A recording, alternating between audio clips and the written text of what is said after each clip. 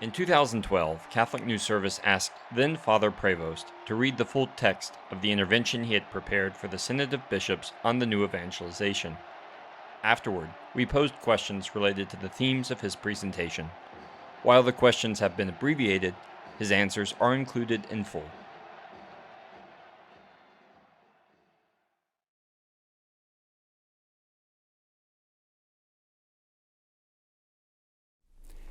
The how you do this, I think, is a very complex question with a more complex answer.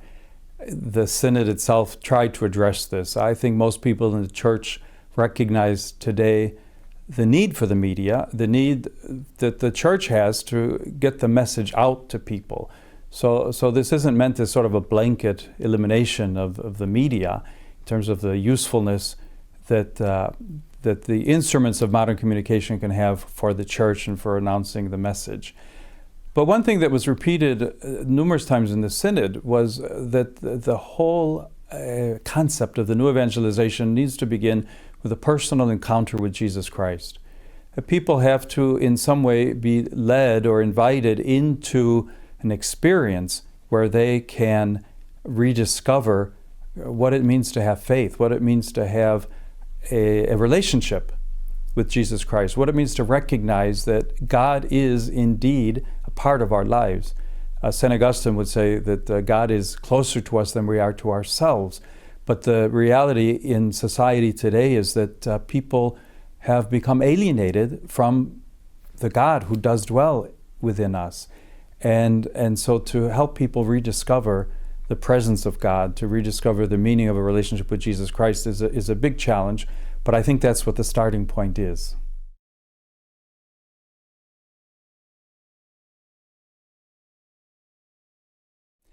Certainly, the Church has recognized, after the experience of the past 50 years, that we should not be trying to create spectacle, if you will, theater, just to make people feel interested in something which in the end is very superficial and not profound, not meaningful in their lives.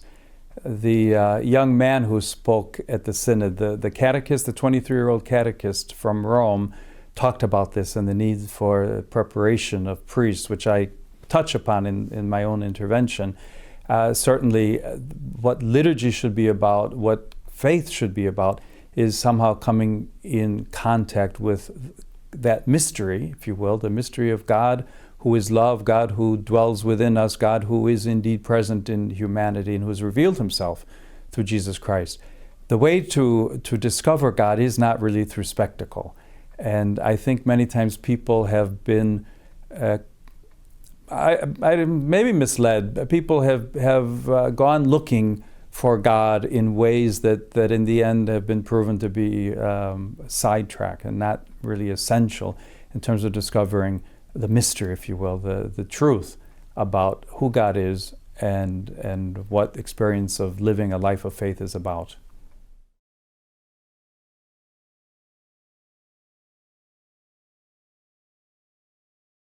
I make reference especially to the time of the Fathers of the Church because of an Augustinian perspective, and I think also a rediscovery that the Church has made since the time of the Council with respect to the value that the study of the Fathers of the Church has. The Vatican document, the documents of the Second Vatican Council, all through Pope Benedict today, we see constant references to St. Augustine and to many other Fathers of the Church. And we do believe, we're convinced that the Fathers of the Church have a great deal to contribute because of a number of parallel or similar circumstances that the Church lived in the first centuries, that the Church is living today, with perhaps the tendency to look at the secular world, if you will, what we call the secular world today, for all the answers, and a discovery that all the answers are not there, and that people are really looking for something else, and that the searching for a meaning in life, ultimately, the searching for explanations, for answers, for understanding life and death, for understanding who we are as human beings and what our life is all about, that the Fathers do indeed have a great deal to say to us.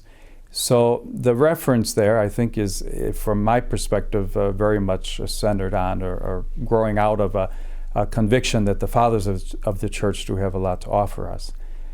You could go on from there also. I think that, again, the reference to St. Augustine and the encounter between the emperor and the pirate, and looking at the kinds of myths that society can promote, the kind of attitudes that can fool people into thinking that this is what you're really looking for, when in reality it can be very superficial, or even an outright lie, falsehoods that convince people that this is the way to go.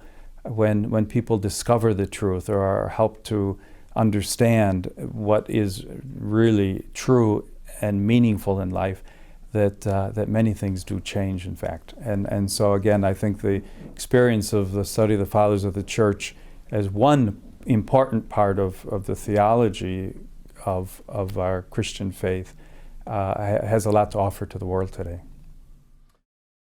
Even though to what extent that's possible.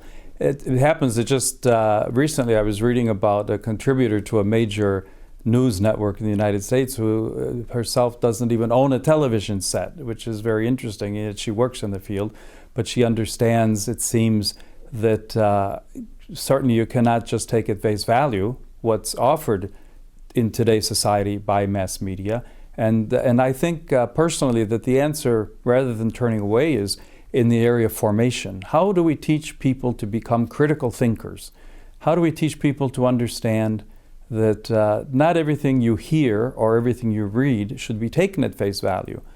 And how do we come to give people the formation that they need to read something or to hear something, and to be able to discern, if you will, to understand that that underlying the message that's being communicated is a very different message, or a very subtle message that has severe consequences for the future of society, let's say, that can or cannot be understood as a part of a much bigger picture, if you will. I began reflecting on this topic myself because of having lived outside the United States now for a number of years.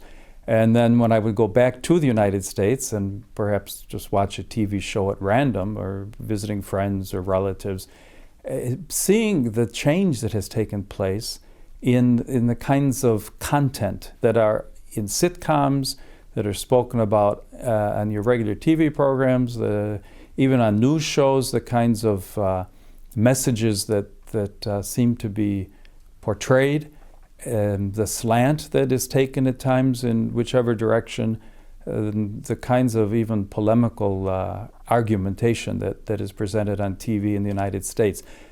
Following through with that, I think it's not just the United States. We find that a lot in the Western world, and it changes from place to place depending where you are. After giving my intervention, an Italian came to speak to me about it and said, well, he didn't agree with what I said. For example, the mention of abortion. He said, we don't talk about that in Italy. And I said, well, maybe you don't in Italy, but we certainly do in other parts of the Western world. But then he came up himself with other examples of how the media has been used in Italy to present certain kinds of arguments, certain political questions, that in the same way, if you control the media, you can at least partially control the way people are thinking, because that's the message that people hear constantly. So again, I think our real challenge is in formation. Our challenge is in preparing people to become critical thinkers and to understand what's going on in the world around us today. It has to be done well. This too was pointed out by some of the Synod Fathers, at times half in jest, but I'm sure very seriously in every occasion where reference was made to the Sunday homily. And someone said maybe we should even examine ourselves. How are we preaching, and what are we saying, and what's not so much the content in terms of the message, but the way that we do it. Are we able today to reach out to people and convince them of the message?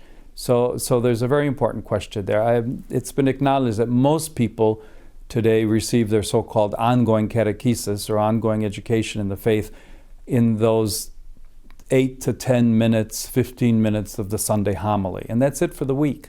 So that places a great challenge before those of us who who are called to stand up in the pulpit and to announce the good news. Obviously, there's a challenge that has been spoken about of the need to organize programs of adult education, of ongoing catechesis, preparation for the sacraments, and follow-up after the sacraments at all stages of life. But there, again, I think the church in every country or within every culture has to seriously ask itself, how are we going to get people to come back and listen?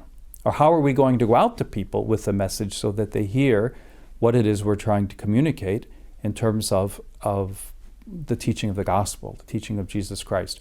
And that is a big challenge, because those who are still coming to church, and there are many, of course, receive those 8 minutes of a homily, if you will, hopefully are also being introduced to that mystery that we spoke about earlier, and in some way are growing at least in the desire to know more about their faith. And so you have one area of work or activity there.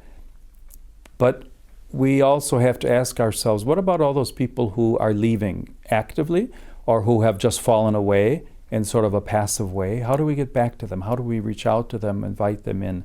And there's a lot of discussion on that. I think there were some good exchanges during the Synod on this topic, but I'm sure that there's a lot more work to do as each bishop's conference, or as the Church Universal continues to reflect upon the challenges of the new evangelization. We need to reach out to those people as well.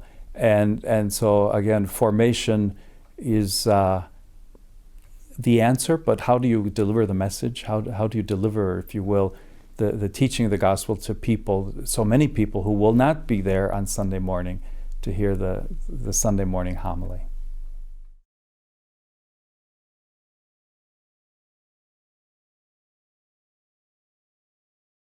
As a matter of fact, many people within the church recognize the value of social media, if it's used properly, of course, and the need for the church to at least have a presence there. There are a number of bishops in the United States, for example, who have a page on Facebook or who are on Twitter. Those are the two areas that I'm a little bit familiar with. I personally put some things up once in a while on Facebook, and I'm amazed at the very quick response that I receive from around the world, in my case, because there are Augustinians and lay people connected with the Augustinian order who follow my Facebook page. So I'll put a little piece of news up there, an invitation, a little reflection at times, and that is a way of reaching people. So again, I think the church needs to be sophisticated, if you will, also in terms of the use of the social networks that are available to us. It's just one more way of reaching out to people. And maybe a little word, a little reflection, an invitation will be the trick will be the way that we can reach out to someone and make them, again, reflect about their faith and even encourage them to come back and find out more.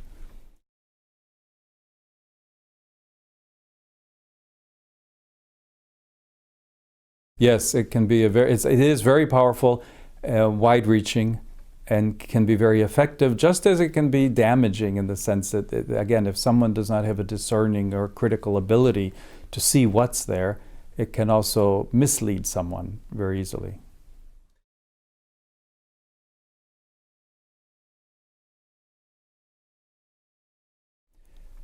Certainly, the importance of religious life throughout the history of the Church, I think, needs to be appreciated and cannot really be underestimated.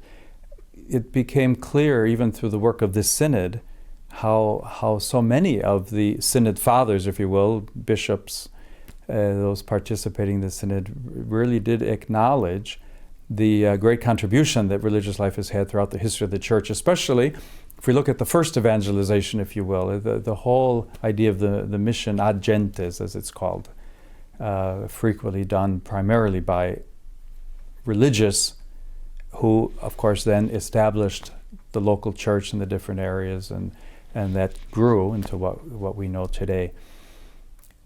Since the time of the council, when all religious communities were invited to rediscover their founding charisms, if you will, to rediscover the roots of their lives and to reform, to renew our lives, a lot has gone on indeed. I think a lot of very good things have come out of that renewal process. But as always, not all has been perfect. There have been some significant challenges to religious life. One of the things that some of us religious who were in the Synod wanted to address was the very question of how the Church is challenging us today and how we need to also be receptive and responsive in the renewal of our lives to serving the needs of the Church, which is why we were founded. Each congregation or each order in a particular way at a particular moment in history. But there's certainly a lot to be gained from restudying, if you will, revisiting the whole history of religious life. The consecrated life, I think, as we talk about the new evangelization, has also been acknowledged in terms of the charisms we've received, the gifts that have been given to the different religious orders, congregations, and how we can better place them at the service of the Church.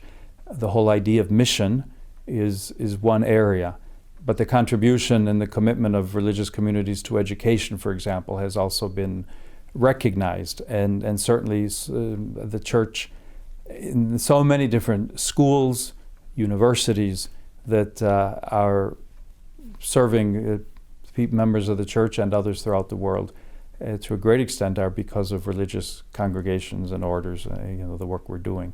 So the presence of religious life in the Synod was significant.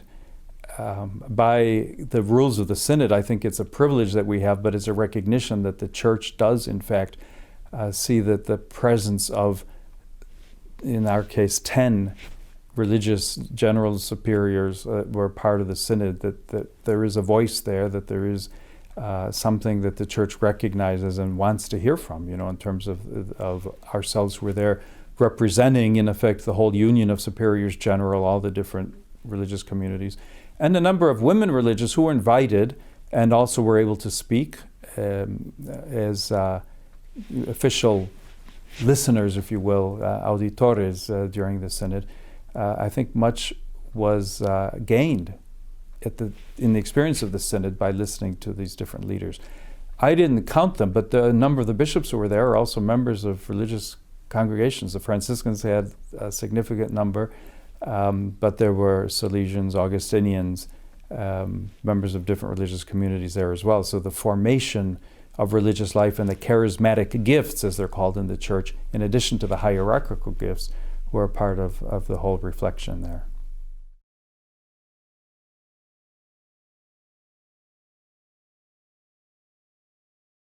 Yeah, depending on historical periods, I would say there have been times when there was greater harmony, and at times when perhaps there were some tensions. Tension, I don't mean that in a bad sense. I think tension is a good thing. But in terms of what the gifts of religious life are and what the gifts in terms of the local church may be and the way that the two have worked together. The history of that is fascinating, certainly.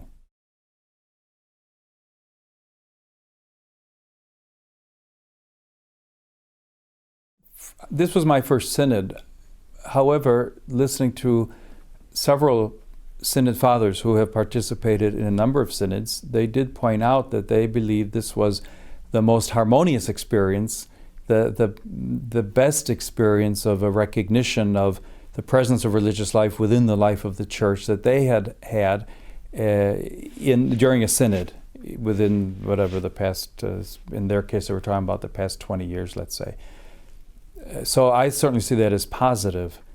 I think there are a number of things that could be said about why during the past 50 years religious life at times was not acknowledged in the way that some of us would certainly believe it should have been acknowledged. There were problems at times, but I think to make a globalization of a statement, a universal statement about religious life is all this or all that is not helpful. There were individuals or perhaps at times groups within a particular religious congregation or in particular areas where the tensions that exist or even conflict at times were problematic. This has also been a time when new gifts have been given to the church. I think we need to acknowledge the many blessings that have come to the church through what we call the new ecclesial movements. And with the growth of these new movements and the gifts that they've had, I think some people at times have seen them as perhaps taking responsibility or leadership in an area which traditionally had been part of the work of religious life.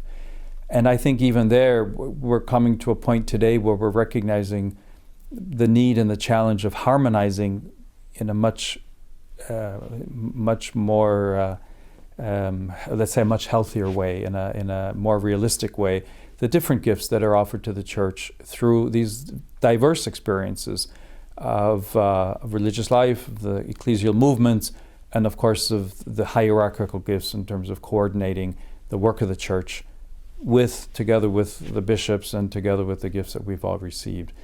So there have been a lot of changes taking place in that, but I see the movement that's taking place as a very positive thing. A couple of interventions during the Synod addressed this directly, and I thought that was very positive, rather than kind of closing one eye or pretending that the tensions hadn't been there or just ignoring one or the other dimension. We found that even in the final propositions, that the harmonious understanding of the fuller nature of the church with these various dimensions, of participation of the laity, of the ecclesial movements, of religious life or consecrated life, of secular institutes, of the contemplative life, which was also highlighted during the Synod several times, and of course of the hierarchical gifts expressed primarily through the bishops, the leadership that the bishops offer the church. All these various aspects need to be brought together, need to work together for the good of the church and for the fulfillment of the mission of the church.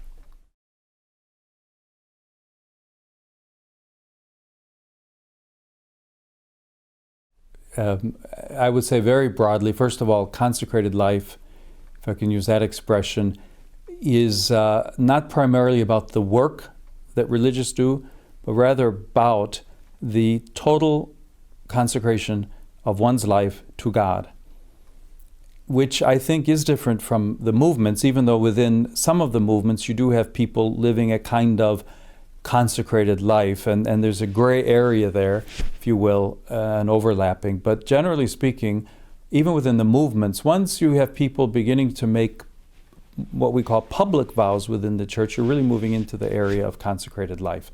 And while on a juridical level, everything hasn't been set into category A and category B, I think quite clearly the special gift that consecrated life is to the church is precisely who we are as religious in professing our lives through the evangelical counsels, poverty, chastity, and obedience, as a sign of the kingdom, as a sign of the world to come.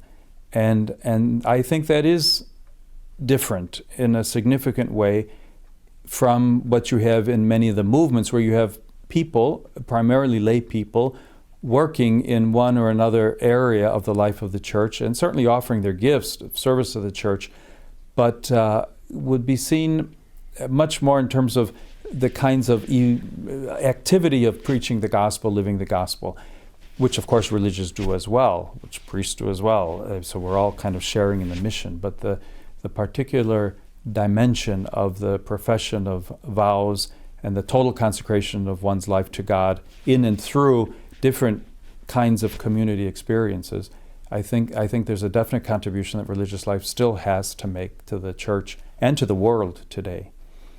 You also find, although here too there's a lot of gray areas, but frequently when we think about moving, if you will, to the margins, moving out to those difficult areas where the church needs to be in terms of living out the gospel message, that frequently it's men and women of consecrated life who are the ones to go into the Darfur region or into South Sudan or into very troubled areas where you wouldn't even want to ask a family to go to because of the risks involved. And so often it has been consecrated life that's been on the margins, if you will, reaching out to those people in difficult areas so that the gospel message will be heard in those difficult kinds of situations. Again, you can't make blanket statements about these things, but I see that there's a service that each one of these different kinds of ecclesial life can offer to the world today.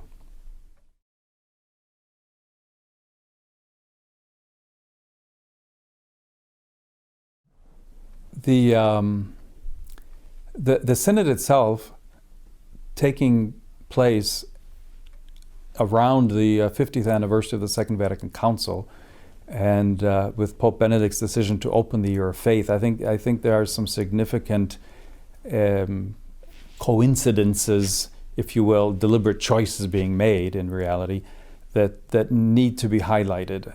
I think the deliberate commitment, renewal of a commitment on the part of all of the Synod Fathers to renew the ongoing implementation of Vatican Council II, of promoting the life of the Church in the world today, to continuing ecumenical dialogue, are some of the areas that are both challenges and yet significant commitments in terms of what went on during the Synod. We've spoken about the presence of religious life as a part of that.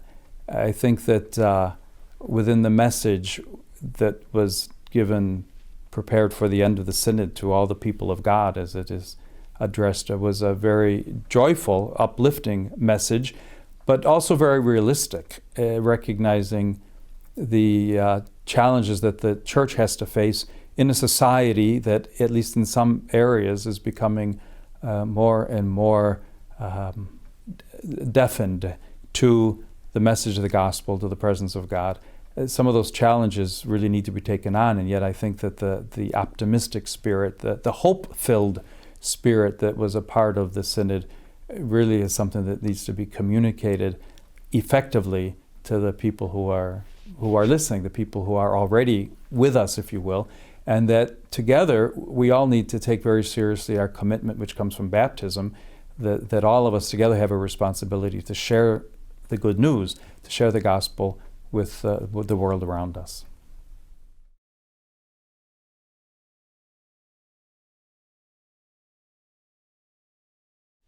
In terms of experience, again, I'll come back to St. Augustine, someone who we as Augustinians certainly appreciate and know very well. But I would say that Augustine is one of the church fathers who very clearly spoke about experience. And one of the reasons that the Confessions continues to be one of the widest read books in the history of the world is precisely because of Augustine's insight into human experience. And he does a magnificent job of communicating both his own experience and what he lived, and how that experience can indeed be a window, if you will, an opening to discovering a personal experience of God in human life. Human experience, he says, is precisely where you can find God. And the humanity of Augustine is not something which leads into a kind of a personalized, egoistic, it's all about me and only me world, but quite the opposite. Because of Augustine's understanding of humanity, that human experience is actually the door that leads one into discovering who God is, and then a movement that Augustine speaks of in different areas about how going into God also leads you into solidarity with other people. And that second part of living in solidarity with others is perhaps a piece of the experience that is missing nowadays. So often today, in the highly individualistic society that people are growing up in, people think that my experience is the criteria, am I happy or I'm not happy? What that might really be is, do I feel pleasure or don't I feel pleasure? Or do I feel selfish? And if I feel okay, then that's all that matters. And I think that certainly Augustine's experience says that, well, that isn't enough, and maybe what you're calling happiness isn't authentic happiness, because you're going to lose that too. And most things that people seem to describe as, well, why are you happy today, are things that are either very superficial or at best important for a short period of time, but that aren't going to last forever. And Augustine gives some insight into helping people understand that having an experience of God brings you far beyond yourself, and includes that dimension of, what I would call human solidarity, of understanding the universal brotherhood, sisterhood of men and women, and that how an authentic experience of happiness has to include other people and has to include being concerned about other people. And those are elements that express, I think, a very important part of the gospel message. It's not just about me and my experience of God either. You might have people say, oh, I have an experience of God and I don't have to do anything else. Well, then that's probably not an authentic experience of God, because as we know from the Gospels, as we know from the apostolic letters, if you love God, then you also need to be showing that by loving your neighbor, and that the two go hand in hand. And so experience can be a wonderful tool, if you will, to help bring people into an experience of Christ in their lives, of God in their lives. Augustine in the Confessions talks about friendship, talks about family, talks about the importance of his mother, talks about his father, talks about human ambition, talks about so many different aspects of human life, and then goes on to explain how these things helped or did not help his own personal pathway to discovering God and to discovering what is really holy about life. So I think that this openness to experience is not something that is new, but something that's being rediscovered, and that there are great treasures to be discovered there if, once again, people understand we're not talking about it's how I want to do it, but rather how my understanding my life can lead me into a much fuller understanding of what humanity is about, what human life is about, and therefore what the encounter with God is about.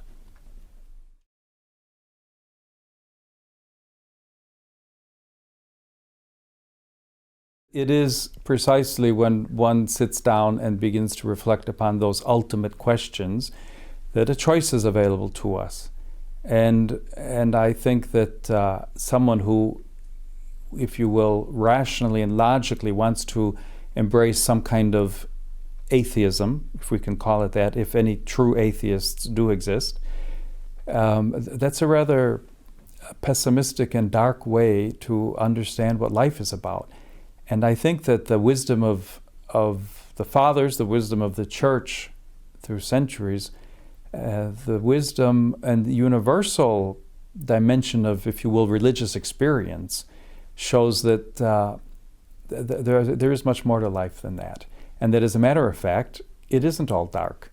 And that when one comes to discover this present history, that it is something which goes far beyond anything that the superficial world of spectacle can offer to us.